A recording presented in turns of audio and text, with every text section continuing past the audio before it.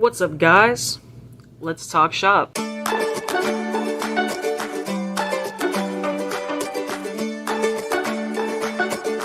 Hello everybody, Rebel Beats here. To new and to old viewers, today we're going to be talking about the vape shop.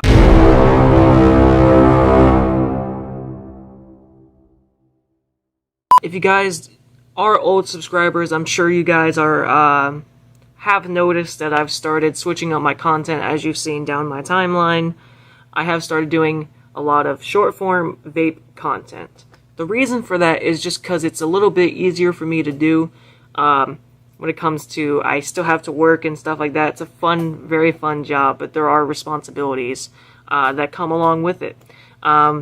Not to drag on about it, but a few of the responsibilities being, I'm sure a lot of you guys know about inventory. Depending on what jobs you guys have had, inventory is just kind of one of those things that is given that usually happens with retail jobs. Another thing is, and it's like a side quest for me. I love reviewing vapes. It's just something I've always liked to do, and the fact that I get to do it as a job, pretty much, it's pretty cool. I like updating my findings. I like trying different flavors, even if they're wacky, and a lot of things that go along with it is having to still run a business, so that's always great. I do have plans to open up my own business eventually, but as of right now, I couldn't be happier where I am, considering some of the jobs that I have worked before. One of those jobs being Cookout. And if you're from the South, you know what Cookout is. I will say, if you guys are debating whether or not to work for Cookout, I would say it's not a very good idea, especially in South Carolina. I'm going to have to make a whole video on that craziness, but it's insane. There was a lot of stuff that went down there that should not have went down there. So definitely cultural shock. Not as much as a cultural shock as it would be just working a job that sucks. But working here, I work more hours, but I don't mind working more hours for a job that I actually like, and I would advise for anybody else out there, find a job you actually enjoy doing, instead of staying somewhere that you hate. Otherwise, it's going to wreak havoc on your mental health. And especially when you're a creative person, it's going to weigh heavily on you. I would like to talk about some of the changes that have happened with vapes. I remember back in the day, and I'll probably find images for you, Nick, if you need me to. I remember there used to be... PSA, I have no idea what these brands are, so I'm just going to flash up whatever literal word he says that matches the photo. Pods. At least in America, there used to be flavored pods, whether that was for like the gas station vapes, the Enjoys, and everything else like that, or the Blues, or the Juuls. I remember all these pods were the standard for vaping when it came to wanting flavors and stuff like that. That wasn't a big box mod. It wasn't until very much later where they banned the flavored pods. I'll have to find that article, or you can, Nick, if you want to. But it wasn't until they were banned that we got our first disposable, which the first one that I remember seeing, and I know a lot of other people, they have their first time seeing a disposable and stuff like that. My first one that I've seen was a puff bar, which they looked like this. Very rectangular, not very much flavor, if I'm being honest. If I remember my memories back in the day, they did not have much flavor at all. That was similar to like the pop vapes too. I know a lot of people say that was their first one. Back in the day, they really didn't have the things that we have now. I just remember trying all these ones, and then came the... I'll grab it. The Fume. These, I remember being one of the better ones that I've tried. Back in the day, these were hidden. Of course, now, retrospectively, I think that we have better things now, but back in the day, it was Fume, or there was even like Rick and Morty ones. There was ones where they had like 2 flavors you can switch to at the bottom, and of course Hyde. All those were very popular when disposables were first coming out, and when it comes to the flavor back then, it was at least an improvement of the sticks that we had before. Also, side note, the puff bars really made my chest hurt. That actually turned me off of Disposables for a little while until I had found Fume. Just a little introspective there. Little time passes and words of new vapes had came around, and one of those new vapes that vape was pod mesh. I'm not gonna lie, I really did mess with pod mesh back in the day.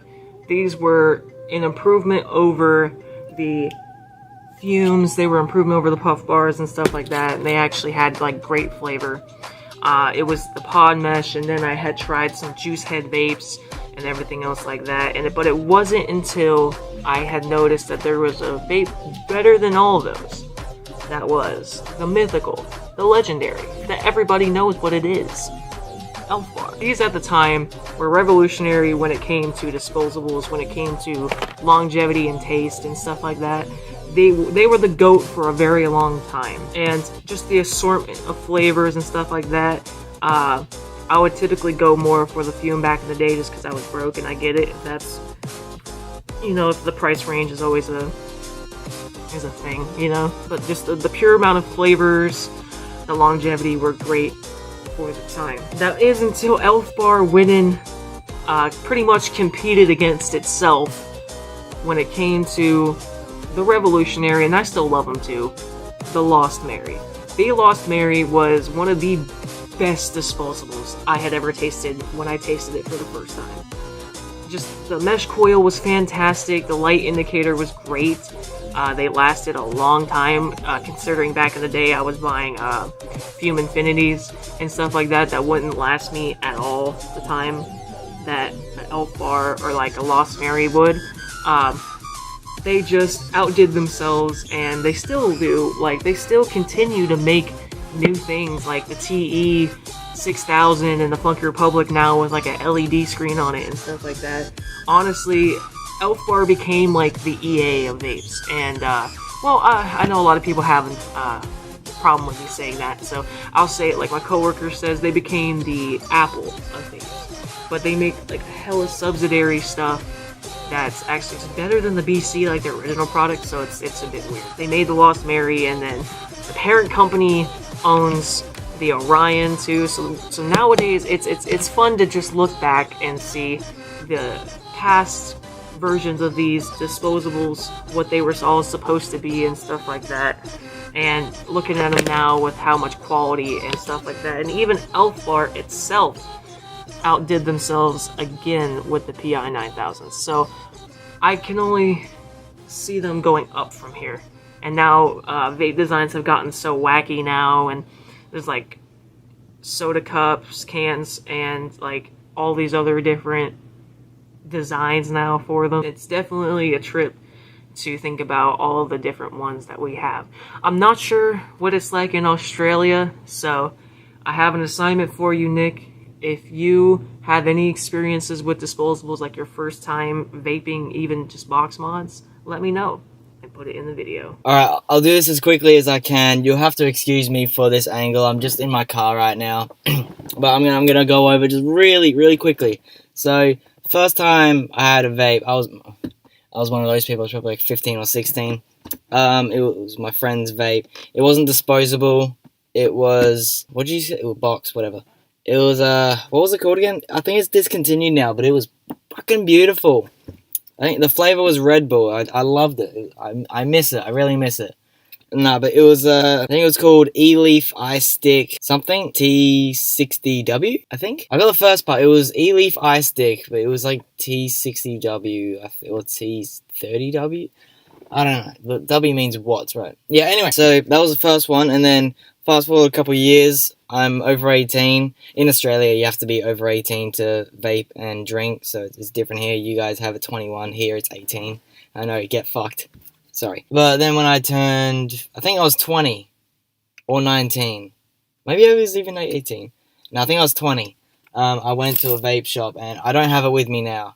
I think it's inside, and I just can't be fucked getting it. Oh, what is it called? Drag. Vupu Drag something. Drag X? It was a Vupu. That's a funny name.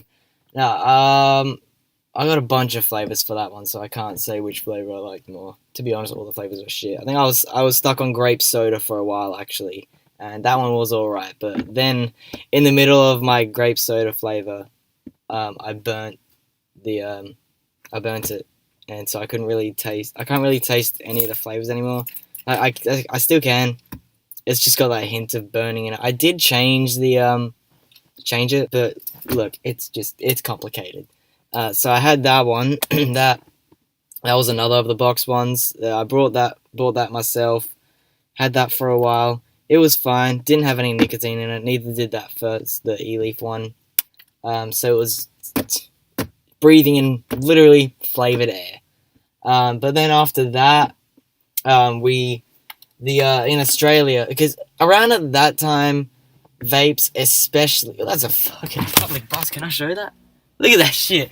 I've never seen a public bus like that before. It was like a full yellow box. Anyway, sorry. So around at that time in Australia, like vapes weren't kicking off like they are now. If you did have a vape, you had one of the expensive box ones. And now, like, after a few years, vapes have like come in, but the disposable ones really kicked off, especially with young people. You barely see people with the box now. The boxes now. You never see them because the disposable ones are so easy to get. They've got nicotine, and they're so cheap that everyone just goes for them now. So you can't really go to a basic shop. I don't know if this is the same in America, but you can't go to a basic shop here to get them, like a smoke mart. That's a smoke shop. Where Christians in this video, you can't go to one of those here and get one because they're technically banned. You have to get them from sketchy shops. Like I don't know if half the words I'm gonna say are like in America too. So I apologize if you don't understand any of this. But like a service shop, a servo. Well, servo is literally slang in Australia. A service shop, like, you know, those shops where you fucking get they got cheap shit in there, like a packet of chips or some drinks. You know, something you just whiz by. You just whiz by. Nothing crazy in there. You know what I mean? Just a fucking small little shop with drinks and like, if you need something quick, like a phone charger, like, you know, it's just one of those shops. No, but in the city, in my city, there's a couple of those around on this one street, and some of them have these disposable vapes in them. They could be around 30 to 50, or 60, $30 to $60 Australian dollars. I don't know what that is. But they're pretty cheap. So there's this one brand that does it. What is I Get? That's the main brand that everyone really goes for. There are other brands, but I Get is just so much easier to get. I said this was going to be quick. It was already 5 minutes. Sorry. There was the different ones you get, and on the prices, it all depends on the puffs, obviously. But they started off with these ones. I'm going to have to flip it. I Get. So this flavor specifically is strawberry watermelon. I have no idea. I'm going to be honest. I have no idea how I got this one. I found it in my car. I think this is actually my friend's. But it's dead now. Like, you see it flashing? I can taste that. It tastes pretty good. But there's nothing in it. It's dead. So I'm going to show you again. I don't know if you can see that, but it flashes when it's dead. I think literally all vapes fucking do that. So there's that one. That's the... This is the cheapest one, I believe.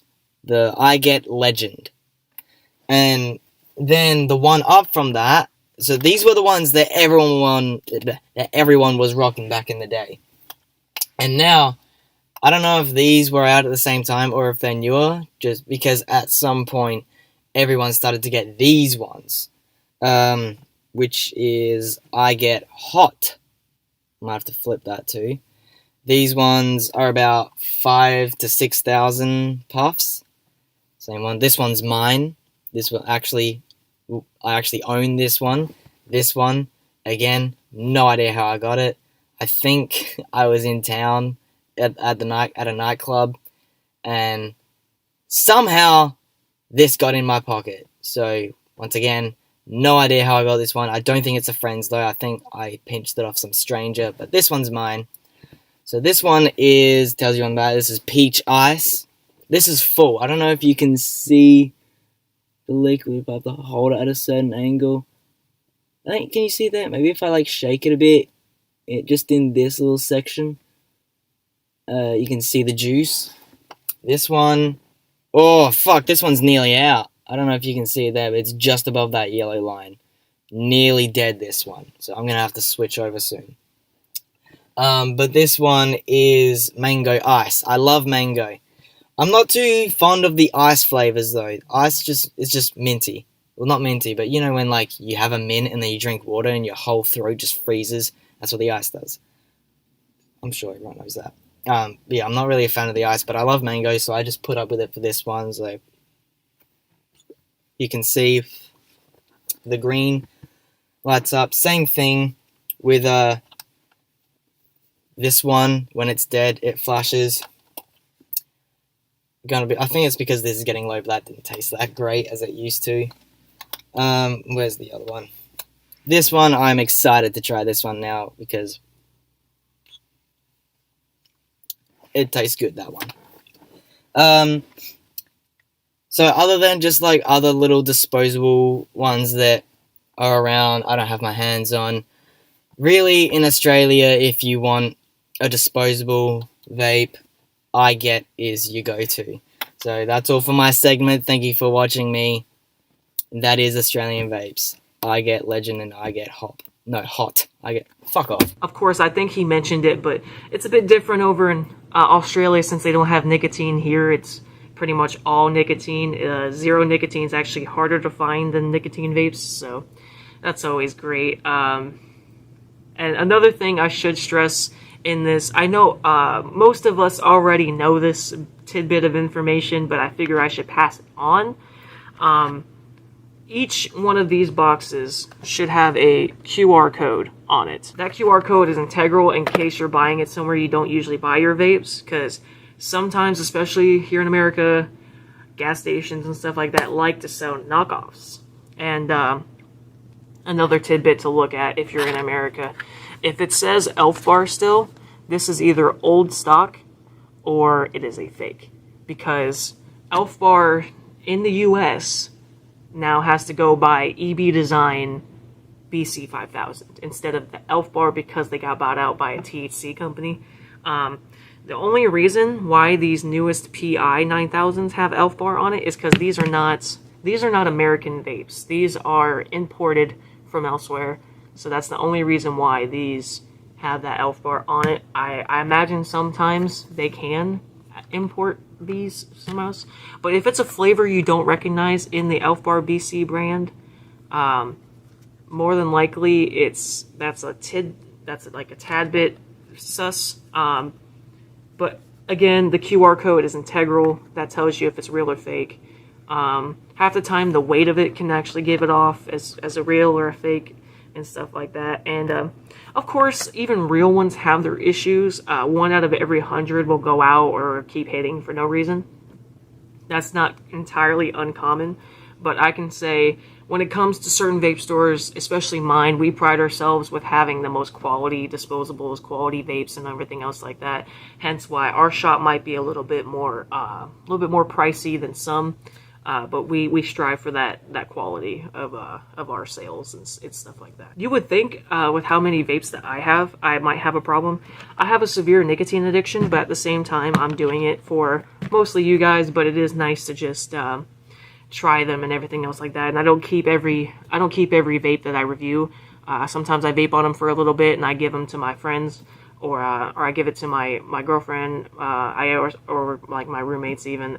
It's just a lot of passion I try to bring into this, and it is something that I'm passionate about, and I love the fact that I can just make content about it. It's fantastic. But any closing words from Nick? Banana! And with everything, thank you guys for joining me in the vape shop for some vape shop talk. I love y'all, and I hope y'all have a great day.